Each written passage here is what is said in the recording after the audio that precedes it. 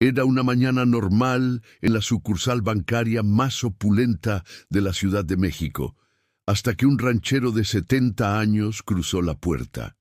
Llevaba un sombrero de paja desgastado por el sol, una camisa a cuadros deslavada y unas botas cubiertas por una fina capa de polvo seco. Mateo Ríos parecía completamente fuera de lugar en aquel ambiente de mármol pulido y susurros de negocios millonarios.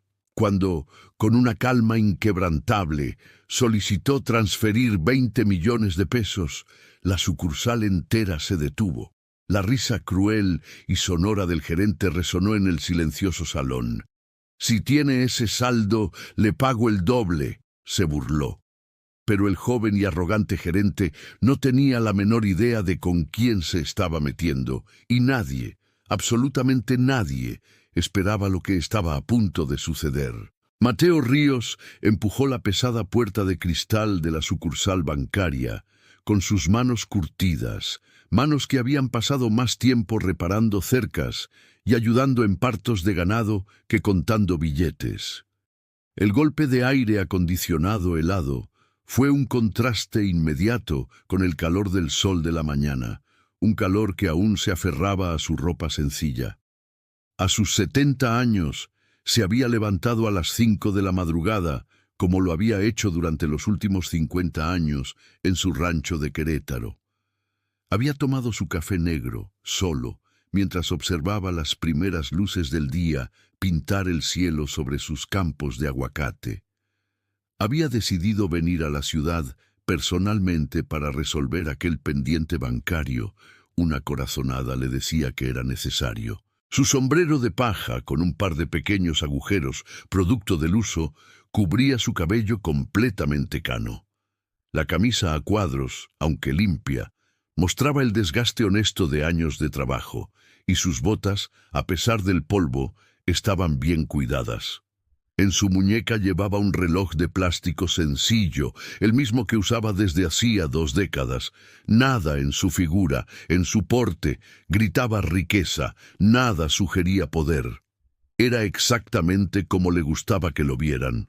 Un hombre común, un ranchero más. Al entrar, los otros clientes de la sucursal, todos enfundados en impecables trajes ejecutivos, se apartaron instintivamente.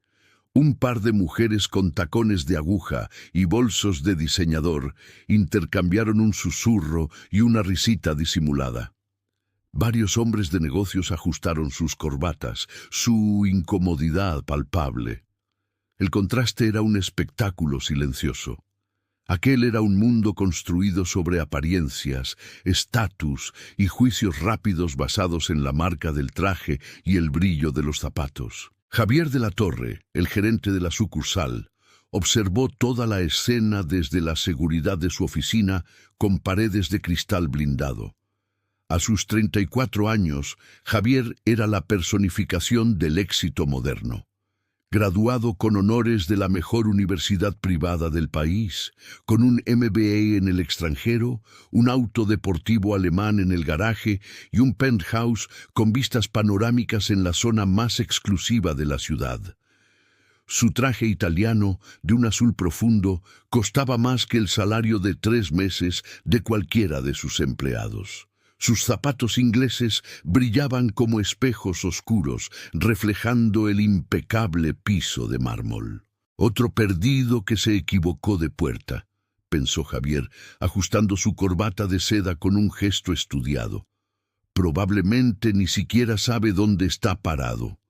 Había construido su carrera sobre una base de ambición implacable y un desdén apenas disimulado por aquellos que consideraba inferiores. Para Javier, el éxito se medía en cifras, el saldo de la cuenta bancaria, el código postal de la dirección, el precio del reloj. Y aquel anciano, claramente, no calificaba en ninguna de sus métricas. La recepcionista, una joven llamada Carla, que idolatraba a Javier y aspiraba a su mundo de lujo, también notó la presencia discordante. «¡Qué vergüenza!», le murmuró a su compañera con una sonrisita de desprecio. «¿Cómo dejaron que entrara un hombre así? Parece que viene directo del campo. Ella había sido personalmente entrenada por Javier para filtrar al tipo correcto de cliente, aquel que irradiaba riqueza. Personas como Mateo, en su adoctrinada visión, solo traían problemas y hacían perder el tiempo. Cuando Mateo se acercó al mostrador de atención, el ambiente se tensó aún más. Sus botas de trabajo producían un sonido terrenal y áspero sobre el mármol, un sonido ajeno a la sinfonía de tacones finos y zapatos de piel. Algunos clientes detuvieron sus conversaciones en voz baja. El aire se cargó de una curiosidad teñida de burla. Javier decidió intervenir personalmente. Salió de su oficina caminando con esos pasos firmes y seguros de quien se sabe superior. Su sonrisa era perfecta, practicada, pero no llegaba a sus ojos fríos y calculadores. ¿Puedo ayudarlo en algo?, preguntó, y su tono fue deliberadamente condescendiente, el que se usa con un niño perdido o con alguien a quien se considera mentalmente inferior. Mateo se quitó el sombrero con un gesto de respeto campesino, revelando un rostro surcado por las arrugas del sol y los años, pero enmarcado por unos ojos sorprendentemente firmes e inteligentes. «Buenos días, joven. Necesito hacer una transferencia de mi cuenta». Javier apenas pudo contener una risa. Lanzó una mirada cómplice a Carla, quien se cubrió la boca para ocultar una sonrisa maliciosa. «Por supuesto, señor». Hizo una pausa teatral, esperando el nombre, como si fuera una molestia recordarlo. «Mateo, Mateo Ríos», dijo el anciano con voz clara. «Señor Mateo», repitió Javier, saboreando el nombre como si fuera parte de una broma interna. «¿Y de cuánto sería la transferencia que el señor desea realizar?» 20 millones. Es para una inversión en una casa de bolsa. Necesito que se haga hoy mismo, antes de las 2 de la tarde. El silencio que siguió fue tan abrupto y total que pareció ensordecedor. Javier parpadeó varias veces, seguro de haber escuchado mal. Carla se atragantó con su propia saliva, tosiendo discretamente. Los otros clientes, que hasta ese momento fingían no prestar atención, ahora miraban sin disimulo, sus rostros una mezcla de incredulidad y asombro. Javier fue el primero en recuperarse.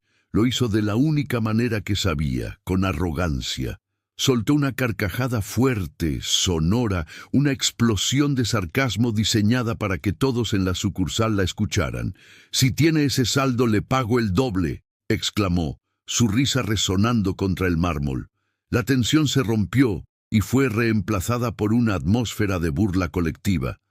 «20 millones.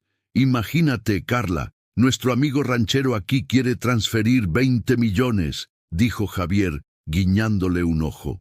Carla rió junto con él, contagiada por la actitud de su jefe. Otros empleados se acercaron, atraídos por la conmoción, sonriendo con complicidad. La situación era profundamente humillante, pero Javier estaba disfrutando cada segundo. Para él, poner en su lugar a gente inferior era una reafirmación de su propio estatus, casi un deporte. «Señor, ¿está seguro de que no confundió los números?», preguntó Javier, su voz goteando un sarcasmo espeso. «Quizás quiso decir 20 pesos o a lo mucho 200. Mateo permaneció completamente tranquilo, su rostro sereno. Estaba acostumbrado a este tipo de situaciones. A lo largo de una vida larga y llena de contrastes, había aprendido que las apariencias casi siempre engañan, tanto las suyas como las de los demás. Sabía exactamente dónde estaba, sabía perfectamente quién era y, sobre todo, sabía que la vida tiene una forma muy particular de poner a cada quien en su lugar. Solo se necesitaba paciencia. «No, joven», respondió con una tranquilidad que desarmó a Javier por un instante. «Son 20 millones. Puede verificar la cuenta si gusta». Nadie en esa sucursal, desde el gerente hasta el último cajero, podía imaginar que aquel hombre sencillo, de ropas humildes y aire pacífico, era en realidad el accionista mayoritario de ese mismo banco. La tormenta apenas comenzaba, Y Javier de la Torre no tenía la más remota idea del huracán que él mismo acababa de provocar. Para comprender verdaderamente la identidad de Mateo Ríos, es necesario viajar 50 años atrás en el tiempo, a una época en la que un niño de 12 años caminaba descalzo por los campos de un rancho que no pertenecía a su familia. Nacido en el seno de una familia de campesinos en un pequeño pueblo de Oaxaca, Mateo conoció la pobreza de cerca, pero no el resentimiento que a menudo la acompaña. Su padre, un hombre de pocas palabras y manos fuertes, trabajaba de sol a sol en tierras que nunca serían suyas. Su madre, una mujer de corazón noble, bordaba servilletas hasta altas horas de la noche para complementar los escasos ingresos. El pequeño Mateo ya ayudaba en la siembra desde que tuvo fuerza para cargar un costal, pero algo lo diferenciaba de los otros niños de la región: una sed insaciable por aprender. Mientras sus amigos jugaban en el río después de la jornada, Mateo devoraba cualquier cosa que pudiera leer a la luz de un quinqué. Leía periódicos viejos que envolvían las compras, libros de texto gastados que le prestaba su maestra, e incluso las etiquetas de los productos en la tienda del pueblo. Su maestra, la señorita Elodia, una mujer que había dedicado su vida a la enseñanza en la escuela rural, fue la primera en reconocer su potencial excepcional. «Ese niño llegará lejos», le decía a quien quisiera escucharla.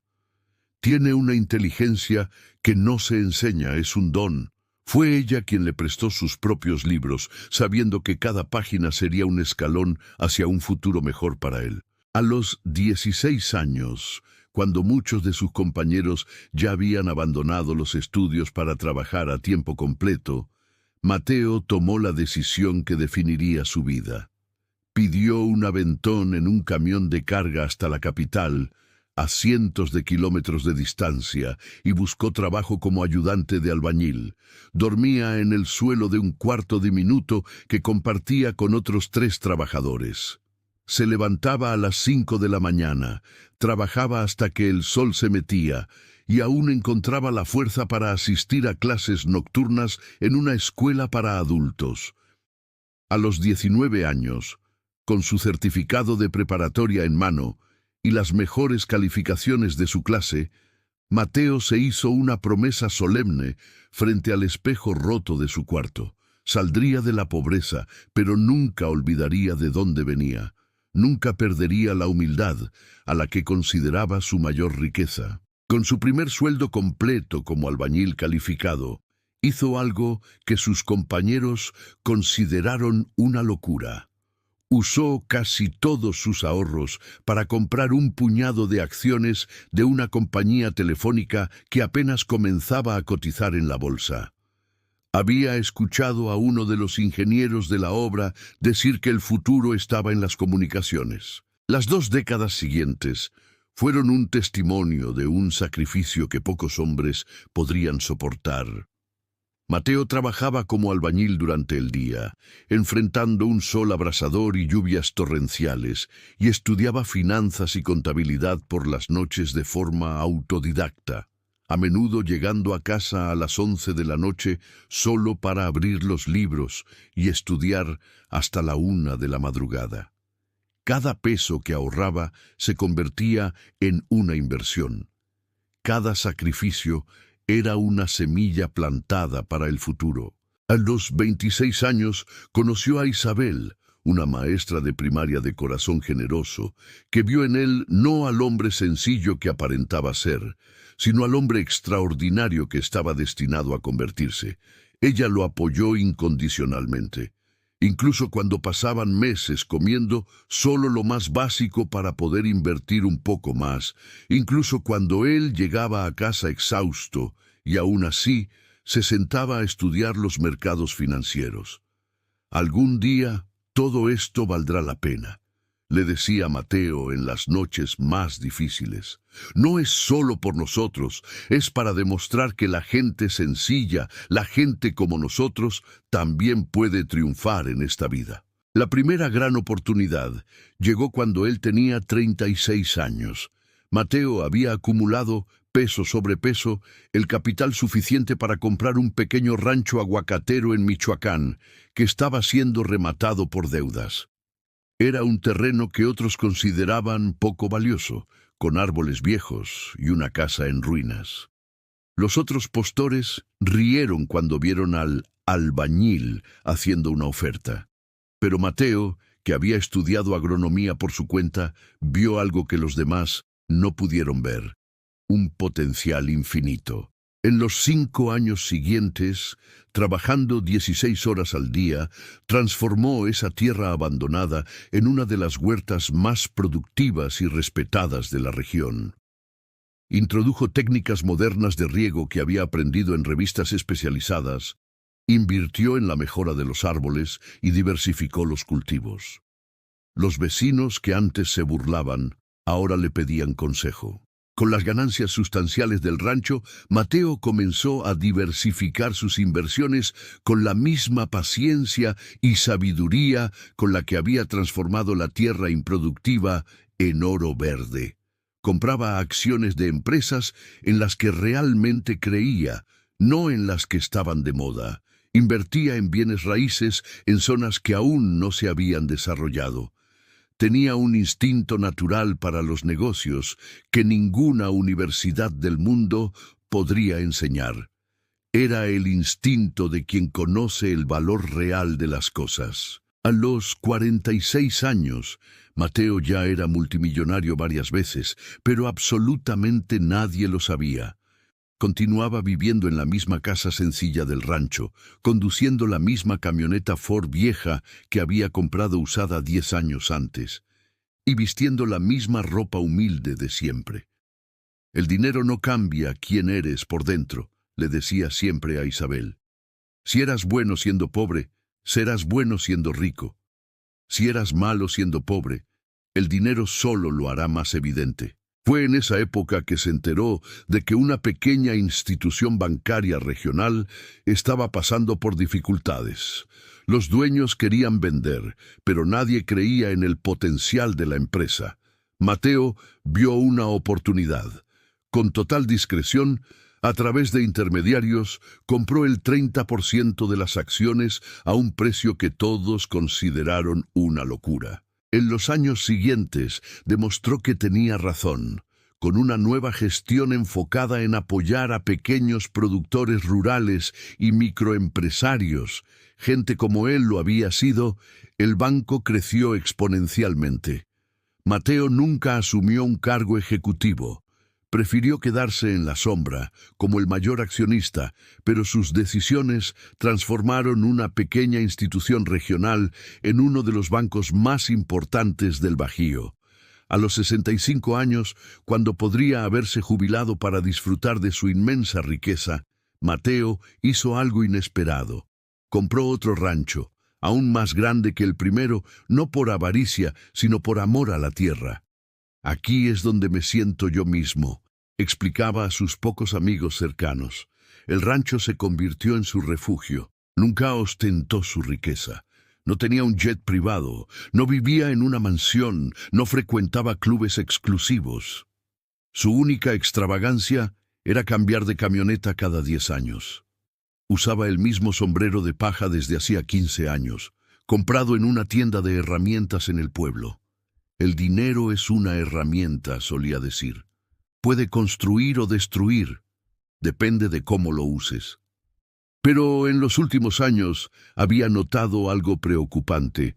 Sus propias sucursales bancarias, aquellas que él había ayudado a crecer con una filosofía de apoyo al pequeño empresario, se estaban volviendo lugares fríos y elitistas, donde los empleados maltrataban a los clientes sencillos. Recibía cartas de queja todas las semanas, personas humildes que eran tratadas con desdén, pequeños comerciantes a los que se les negaba la atención, jubilados que eran ignorados. Decidió que era hora de ver con sus propios ojos lo que estaba sucediendo. No como el accionista mayoritario, sino como el ranchero Mateo Ríos. La diferencia, sabía, sería reveladora. Por eso estaba allí, esa mañana, en la sucursal de la ciudad, vestido con su ropa de siempre, preparado para dar una lección que Javier de la Torre jamás olvidaría. «Señor Mateo», dijo Javier, con un tono falsamente profesional que goteaba con descendencia. «Como le explicaba, para transferencias de este monto tenemos protocolos muy estrictos. Necesita una cita previa en nuestra banca privada. Debe presentar comprobantes del origen de los fondos y una serie de documentos adicionales». Mateo mantuvo la calma, su expresión serena contrastando con la creciente impaciencia de Javier. «Joven, tengo mi cuenta en este banco desde hace más de 20 años. Nunca he necesitado una cita para mover mi propio dinero». «Ah, pero las reglas han cambiado», sonrió Javier con malicia, disfrutando del espectáculo que había montado. «Especialmente para transferencias superiores a los 10 millones. Es una política interna para prevenir el lavado de dinero, ¿sabe usted?». Se giró hacia la recepcionista. «Carla, por favor, tráigale al señor el paquete completo de formularios. Conozca a su cliente». Carla se levantó rápidamente, encantada de participar en el teatro de su jefe. «Claro, señor de la Torre. También buscaré los formularios de declaración de origen de recursos y el de capacidad económica». Su voz estaba impregnada de una importancia fingida. Otros empleados comenzaron a acercarse, atraídos por lo que parecía ser un procedimiento especial. Sandra, la supervisora de cajas, se unió al grupo. «¿Algún problema, Javier?» «Ningún problema, Sandra. Solo seguimos los protocolos al pie de la letra. Este señor desea transferir 20 millones de pesos sin la documentación adecuada», anunció Javier en voz alta para que todos escucharan. El doctor Augusto Medeiros, un médico conocido en la ciudad que esperaba en la fila preferente, suspiró con dramatismo. «Este tipo de situaciones retrasan el servicio de todos. ¿Por qué no lo derivan a una sucursal más apropiada para su perfil?». «El doctor tiene razón», convino Patricia Montenegro, una socialité que revisaba su reloj de oro. «Existen cooperativas de crédito rural que atienden a este tipo de clientes». El desprecio en su voz era evidente. Javier tomó la gruesa pila de formularios que Carla le había traído. «Vamos a necesitar que llene estos documentos, señor. Son solamente», contó teatralmente, 17 formularios, y también necesitaremos copias notariadas de sus comprobantes de ingresos de los últimos 5 años, su declaración de impuestos y el título de propiedad de su rancho. Sin contar», añadió Carla con una sonrisa venenosa, «que las transferencias de este calibre solo se procesan con 48 horas de anticipación por cuestiones de seguridad». Marcos, el guardia de seguridad, dio un paso al frente, asumiendo un papel que no le correspondía. «Señor, si no tiene la documentación, quizás sea mejor que regrese otro día. Está generando incomodidad a los demás clientes». Roberto Silva, un empresario que también esperaba, negó con la cabeza con desaprobación. «Es exactamente lo que pasa cuando se mezcla la clientela. Cada quien en su lugar. ¿No es así?». Mateo miró la pila de formularios, luego los rostros a su alrededor. Todos esperaban que se sintiera intimidado, que se fuera avergonzado, que entendiera cuál era su lugar. Pero Mateo conocía muy bien su lugar, y era precisamente allí, en el centro de todo. «Joven Javier», dijo Mateo con calma, «me parece que ustedes están creando obstáculos que no existían cuando abrí mi cuenta aquí. ¿Estos formularios son necesarios para todos los clientes o solo para aquellos que ustedes consideran que no merecen estar aquí?». La pregunta, afilada como una navaja, cortó el aire. Javier sintió un momentáneo malestar, pero rápidamente recuperó su máscara de arrogancia. «Son procedimientos estándar, señor Mateo. Si usted tuviera un historial de movimientos regulares de grandes sumas, ya conocería los protocolos». «Qué extraño», murmuró Mateo, sacando de su bolsillo un celular sencillo de un modelo antiguo. Porque la semana pasada transferí 30 millones de esta misma cuenta a otra institución y no necesité llenar ningún formulario especial. El comentario provocó un silencio incómodo. Javier intercambió una mirada nerviosa con Sandra, quien susurró algo sobre verificar el historial de la cuenta. De cualquier forma, continuó Javier, tratando de mantener el control. Hoy no será posible procesar la transferencia. Tendrá que agendar una cita y regresar con toda la documentación. Ana, la joven cajera que había observado todo en silencio desde su puesto, se acercó con timidez. Disculpe, señor gerente, pero si el señor Ríos ya tiene un historial de movimientos altos, ¿no sería posible hacer una excepción? Podríamos verificarlo en el sistema. ¡Ana! La voz de Javier sonó como una advertencia. Cada quien se ocupa de su función aquí. El protocolo existe para ser seguido. Mateo guardó su celular y paseó la mirada por la sucursal. Vio a empleados que se escudaban en reglas inexistentes, a clientes que se sentían superiores por haber nacido en cunas más cómodas, y a un sistema diseñado para humillar a quien no encajara en el molde esperado. Entiendo, dijo Mateo finalmente. No quieren procesar mi transferencia hoy. Está bien, pero me gustaría hablar con el director regional. Javier sonrió con satisfacción creyendo haber ganado. El director regional se encuentra en una reunión externa, pero con gusto puedo tomar su recado. No es necesario que lo anote, respondió Mateo, su voz manteniendo el mismo tono calmado. Yo espero. Y entonces Mateo hizo algo que nadie esperaba. Se dirigió con paso lento pero firme a uno de los lujosos sillones de piel del área VIP. Se sentó cómodamente y cruzó las piernas, claramente dispuesto a esperar todo el tiempo que fuera necesario. La situación que Javier creía haber controlado con sus protocolos y su burocracia, de repente adquirió una dimensión que no había previsto. Aquel ranchero sencillo no se dejaba intimidar. Al contrario, se comportaba como alguien que tenía todo el derecho del mundo a estar allí, como si fuera el dueño del lugar.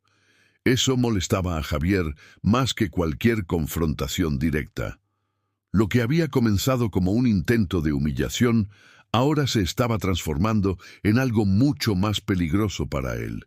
Una situación que se le escapaba por completo de las manos. «Señor Javier», susurró Sandra acercándose a él, visiblemente nerviosa. «Verifiqué el historial de su cuenta. Tiene movimientos de millones cada semana. Transferencias regulares, inversiones, retiros, todo en perfecto orden». Javier sintió que el suelo se abría bajo sus pies.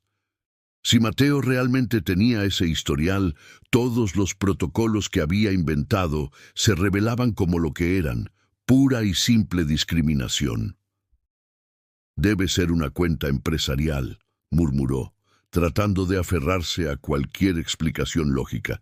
Él debe ser solo un apoderado, no el titular real. Pero Carla, que también había accedido al sistema por curiosidad, trajo la información que terminó de helarle la sangre a Javier. «Señor Javier, la cuenta está a su nombre, persona física, y hay una anotación especial en el sistema. Cliente premium. Trato preferencial. Contactar directamente a dirección en caso de cualquier inconveniente». Roberto Silva, el empresario que hasta entonces había apoyado a Javier, comenzó a sentirse inquieto. Como hombre de negocios experimentado, sabía reconocer cuándo una situación estaba a punto de explotar. «Javier, quizás sea mejor resolver esto discretamente», sugirió. «¿Resolver qué?», replicó Javier, su voz comenzando a mostrar signos de desesperación. «No hay nada que resolver, existen protocolos». El doctor Medeiros, al notar la creciente tensión, intentó escabullirse discretamente de la sucursal. Pero Patricia Montenegro no podía apartar la vista de Mateo. Algo en su postura, en la forma en que permanecía tranquilo y confiado, comenzó a despertar una terrible sospecha en su mente. Fue entonces cuando llegó el momento que Javier más temía. Su teléfono de la oficina sonó y en el identificador de llamadas apareció Dirección Regional. «Diga», respondió Javier con la voz temblorosa. «Javier, habla Ricardo, el director regional. Acabo de recibir una llamada muy extraña. Hay por casualidad un señor llamado Mateo Ríos intentando contactarme en tu sucursal». Javier miró a Mateo, quien lo observaba con una sonrisa serena. ¿Cómo era posible que ese ranchero tuviera el número directo del director regional? Sí, director. Hay un cliente aquí que desea hablar con usted». ¿Cliente? La voz de Ricardo sonó genuinamente sorprendida. «Javier, ¿verificaste quién es Mateo Ríos?» «Claro que verifiqué. Es un ranchero cualquiera que está causando un alboroto aquí». El silencio al otro lado de la línea fue largo y pesado. Cuando el director volvió a hablar, su voz había cambiado por completo. Era fría, dura y no dejaba lugar a dudas. «Javier, necesito que le pases el teléfono al señor Ríos inmediatamente. Y necesito que lo trates con el máximo respeto posible. Es una orden». Javier sintió que sus manos temblaban. «Pero, director, no entiendo». «Pásale el teléfono ahora, Javier». El grito del director fue lo suficientemente fuerte como para que todos en la sucursal lo escucharan. Javier, con el rostro rojo de vergüenza, caminó hacia Mateo como un hombre que se dirige a su propio fusilamiento. Señor Ríos», tartamudeó, extendiéndole el teléfono. «El director regional quiere hablar con usted». Mateo tomó el teléfono con calma, como si fuera lo más natural del mundo. «Hola, Ricardo. ¿Cómo está tu esposa?» La familiaridad en su tono hizo que todos en la sucursal contuvieran el aliento. Aquel hombre sencillo estaba hablando con el director regional como si fueran viejos amigos. «Estoy aquí en la sucursal central, haciendo una transferencia, pero parece que tus empleados han creado unos protocolos nuevos muy interesantes», continuó Mateo. Mientras Mateo hablaba por teléfono, una transformación visible ocurrió en la sucursal. Los empleados que antes reían abiertamente, ahora susurraban nerviosos. Los clientes que habían hecho comentarios despectivos comenzaron a sudar frío. «¿Tú sabías quién era?», le susurró Sandra a Ana. «No», respondió Ana, «pero eso no importa. Merecía ser tratado con respeto de cualquier manera». Carla, al darse cuenta de la gravedad de la situación, comenzó a llorar en silencio. Fernanda, la joven becaria, miraba alternadamente a Mateo y a Javier, tratando de procesar lo que estaba sucediendo. Marcos, el guardia, intentó esconderse detrás de una columna. «Sí, Ricardo, entiendo», continuaba Mateo al teléfono, su voz tranquila contrastando con el pánico general. «No es necesario que vengas. Podemos resolver esto internamente. Sí, sé que confías en mi juicio». Cuando finalmente colgó y le devolvió el teléfono a Javier, el silencio en la sucursal era absoluto. Hasta el aire acondicionado parecía haberse detenido. «Bueno», dijo Mateo, ajustándose el sombrero de paja en la cabeza. «Parece que van a tener la oportunidad de conocer algunos protocolos reales muy pronto». Javier tragó saliva, sabiendo que su carrera acababa de desmoronarse frente a sus ojos. Y lo peor de todo era que él mismo había sido el arquitecto de su propia destrucción. Mateo Ríos sacó una tablet sencilla de su morral. La pantalla, protegida por un plástico ya rayado por el uso, se iluminó cuando la tocó. Con movimientos precisos, abrió una carpeta digital. «Mi nombre es Mateo Ríos», dijo, su voz resonando en la sucursal silenciosa, «y soy el accionista mayoritario de este banco». Giró la pantalla de la tablet hacia Javier, mostrando documentos oficiales. un poder notarial electrónico con certificación digital, el registro de su participación accionaria y estados de cuenta auditados. Todo debidamente sellado y firmado digitalmente. El silencio que siguió fue ensordecedor. Era como si el tiempo se hubiera detenido. Javier Campos sintió que las piernas le flaqueaban. Carla dejó escapar un grito ahogado. Sandra se puso pálida como un fantasma. Roberto Silva sintió que la boca se le secaba al instante. No, no es posible, tartamudeó Javier, sus manos temblando mientras miraba alternadamente la pantalla de la tablet y el monitor de su computadora que mostraba los millones en la cuenta de Mateo. 43% de las acciones del banco, explicó Mateo con calma, adquiridas a lo largo de 23 años de inversión. Patricia Montenegro sintió que el suelo desaparecía bajo sus pies. Sus joyas de repente parecían bisutería barata junto al hombre al que había llamado gentuza minutos antes. Señor Ríos, intentó Javier recuperar la compostura, pero su voz salía temblorosa y quebrada. Yo no sabía, nadie me lo dijo. Nadie te lo dijo porque yo no quería que lo supieran, respondió Mateo guardando sus documentos. En los últimos 6 meses he recibido 847 cartas de queja sobre el trato en nuestras sucursales. Personas humildes siendo maltratadas, pequeños empresarios menospreciados, ancianos ignorados. Hizo una pausa mirando alrededor de la sucursal, sus ojos deteniéndose en cada persona que había participado en la humillación. Decidí venir personalmente para ver cómo mis empleados tratan a los clientes que más necesitan respeto y atención. Ana, la única empleada que lo había defendido, estaba boquiabierta. Había defendido al dueño del banco sin saberlo, y no se arrepentía. Había hecho lo correcto. Joven Javier, continuó Mateo, volviendo su atención al gerente, que ahora sudaba profusamente. Durante todos estos años, al construir este banco, siempre soñé que fuera un lugar donde cualquier persona pudiera entrar y ser tratada con dignidad. Javier abría y cerraba la boca, pero ningún sonido salía. Su carrera entera pasaba ante sus ojos. Pero, ¿qué encuentro aquí hoy? Mateo negó con la cabeza con una tristeza genuina.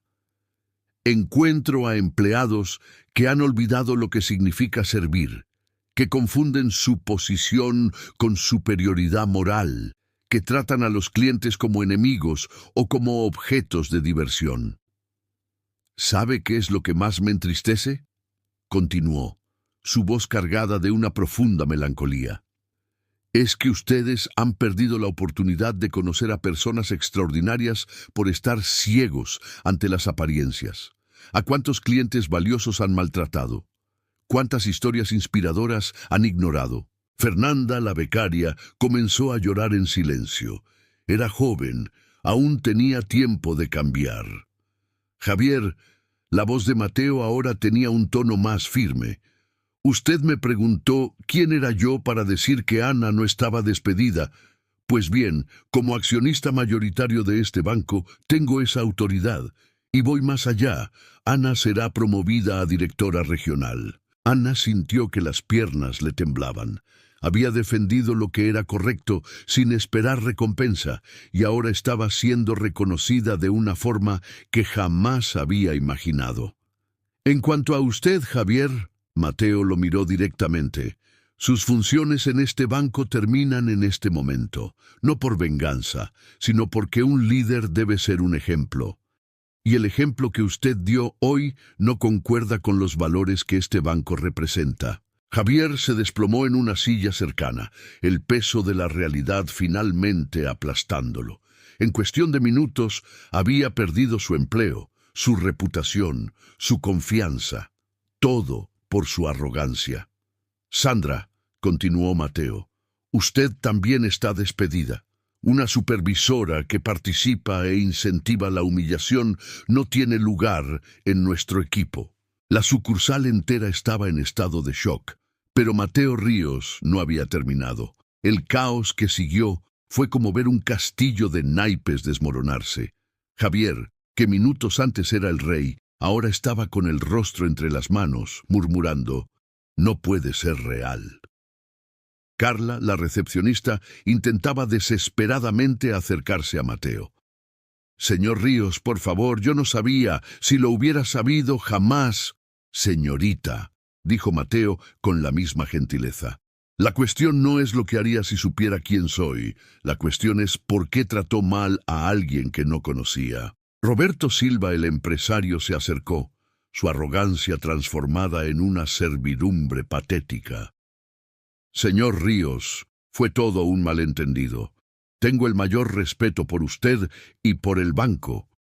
«Señor Silva», lo interrumpió Mateo suavemente, «usted no me respetaba cuando creía que yo era solo un ranchero pobre.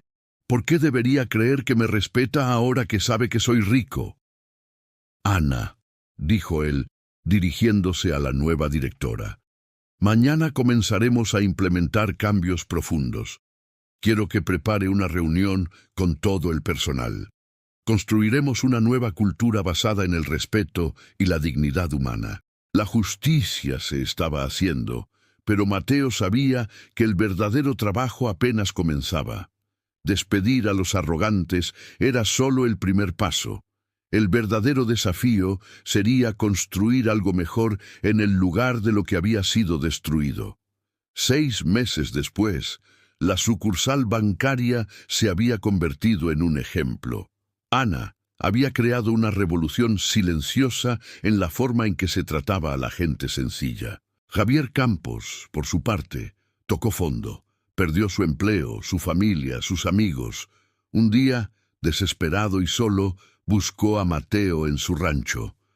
«Señor Ríos», dijo, llorando, «vine a pedirle perdón, no para recuperar mi empleo. Sé que no lo merezco. Vine porque necesito que sepa que aprendí la lección». Mateo vio en él no al gerente arrogante, sino a un ser humano quebrado que había encontrado la humildad a través del dolor. «El perdón se lo doy de corazón, Javier, pero lo más importante es que se perdone a sí mismo». Meses después, Javier comenzó a trabajar como vendedor en una pequeña tienda. Su sueldo era una fracción de lo que ganaba, pero algo había cambiado en él. Trataba a cada cliente, rico o pobre, con un respeto genuino. Un año después del incidente, Mateo hizo una última visita de incógnito a la sucursal. Cada empleado lo saludó con una gentileza genuina. Lo trataron con el mismo respeto que le dedicarían a cualquier cliente. Cuando finalmente se identificó, la sorpresa fue seguida de alegría. Habían tratado bien al accionista mayoritario, no porque supieran quién era, sino porque habían aprendido a tratar bien a todas las personas. Esa noche, de vuelta en su rancho, se sentó en el porche. Su esposa Isabel le llevó un café. «¿Valió la pena?», preguntó ella. Mateo sonrió. Ese gesto sereno de quien ha sembrado semillas de transformación. Más que la pena, descubrimos que es posible cambiar el mundo, una persona a la vez. La lección había sido aprendida. La justicia se había hecho. Y Mateo Ríos, el hombre sencillo con sombrero de paja, había demostrado que la verdadera riqueza no se mide en dinero, sino en la capacidad de elevar a otros y crear un mundo más justo y respetuoso para todos.